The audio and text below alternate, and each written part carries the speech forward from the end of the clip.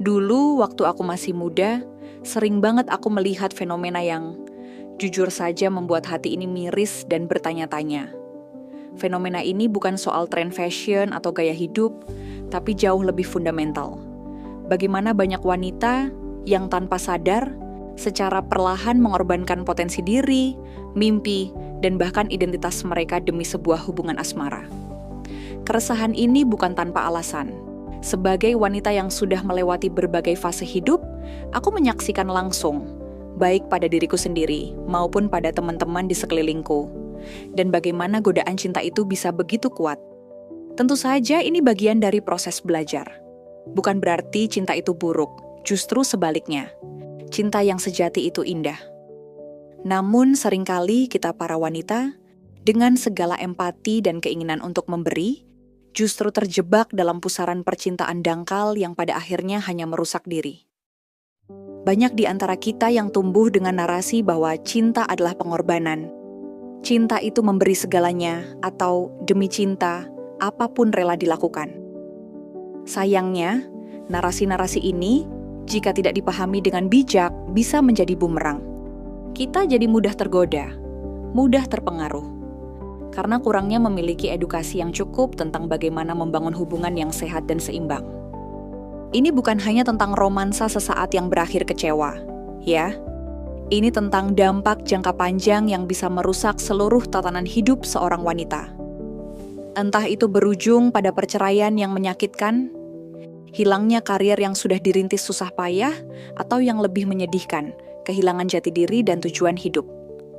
Bayangkan, seorang wanita yang tadinya punya ambisi setinggi langit, perlahan-lahan memadamkan ambisi itu karena pasangannya tidak suka atau merasa terancam.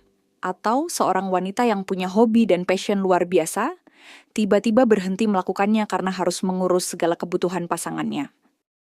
Fenomena inilah yang akhirnya memicu aku untuk mendirikan channel Femspire. Sebuah wadah untuk kita semua, para wanita, agar bisa melihat lebih jernih, memahami lebih dalam, dan akhirnya menjadi pribadi yang lebih berkelas, lebih mandiri, dan tidak mudah tergoda pada hal-hal yang tidak seharusnya. Karena seorang wanita berkelas itu tahu betul, mencintai boleh, tapi jangan sampai kehilangan mimpi. Potensi dirimu itu terlalu berharga untuk dikorbankan demi sebuah hubungan yang tidak mendukung pertumbuhanmu.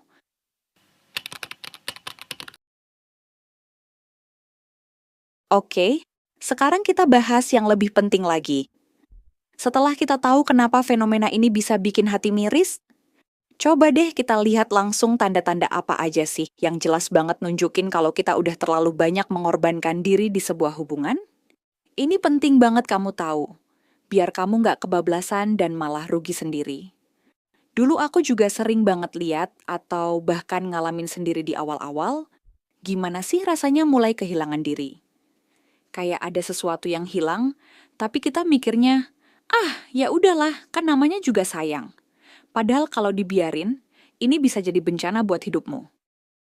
Coba deh, jujur sama diri sendiri, ada nggak tanda-tanda ini di kamu atau di cerita teman-temanmu? Ini bukan soal menghakimi, tapi ini penting buat kamu tahu diri. Salah satu tanda paling sering dan parah itu adalah mimpi dan tujuan pribadi mendadak hilang. Dulu kamu punya segudang mimpi, kan? Pengen lanjut kuliah lagi, mau bikin online shop, atau ada target karir yang jelas. Tapi sekarang, semua itu kayak nggak ada lagi di kamusmu. Kamu jadi sering banget nunda atau bahkan batalin rencana besar dalam hidupmu, karena kamu merasa harus mengutamakan dia, atau khawatir dia nggak suka, atau bahkan kamu sendiri yang jadi kehilangan semangat untuk mengejar itu semua. Prioritasmu udah bergeser jauh dari aku, jadi cuma dia aja. Selain itu, kamu juga akan sadar kalau hobi dan minat lama udah nggak pernah disentuh. Ingat nggak dulu kamu suka banget ngapain di waktu senggang? Baca buku, nonton film, olahraga, atau ngedate bareng sahabat-sahabat. Nah, sekarang, semua kegiatan yang dulu bikin kamu happy, itu udah nggak pernah kamu lakuin lagi. Waktu luangmu sepenuhnya cuma buat dia, karena kamu merasa wajib menemani dia. Atau kamu jadi nggak punya waktu bahkan niat untuk dirimu sendiri. Yang lebih bahaya lagi adalah ketergantungan emosional yang bikin kamu lemah. Pelan-pelan, kamu sendiri yang mulai membangun asumsi kalau bahagiamu itu cuma dari dia. Kalau dia senyum, kamu senyum. Kalau dia marah, kamu langsung ikutan down. Kamu bahkan jadi susah banget ngambil keputusan sendiri.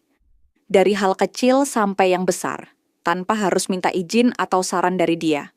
Rasa takut sendirian, takut dia pergi, atau takut nggak bisa hidup tanpa dia itu jadi gede banget. Itu bukan cinta, itu jeratan yang bikin kamu nggak mandiri. Kenapa ini berbahaya? Hubungan yang sehat itu seharusnya saling mendukung, bukan malah menghambat. Ketika kamu kehilangan mimpi dan potensi diri demi sebuah hubungan, ini bisa berdampak buruk jangka panjang. Kehilangan kebahagiaan diri sendiri, ketergantungan yang tidak sehat, penyesalan di kemudian hari. Hubungan itu seperti cermin. Kalau kamu nggak bahagia dengan dirimu sendiri, itu akan tercermin juga dalam hubunganmu. Lalu, bagaimana seharusnya? Mencintai itu memang memberi, tapi memberi yang cerdas. Ini bukan berarti kamu jadi egois. Justru ini tentang menjaga keseimbangan dan identitas diri. Pahami batasanmu. Kenali apa yang bisa dan tidak bisa kamu kompromikan. Mimpi dan nilai-nilai inti dalam hidupmu itu bukan sesuatu yang bisa dinegosiasikan. Komunikasikan kebutuhanmu, prioritaskan diri sendiri. Jadwalkan waktu untuk dirimu sendiri. Untuk melakukan hal-hal yang kamu cintai, untuk mengejar mimpimu. Ini bukan hanya untuk kebaikanmu, tapi juga untuk kebaikan hubungan itu sendiri. Ingat ya, seorang wanita high value itu tahu betul nilai dirinya. Dia nggak akan membiarkan cinta, betapapun memabukkannya, membuatnya kehilangan esensi dirinya yang berharga.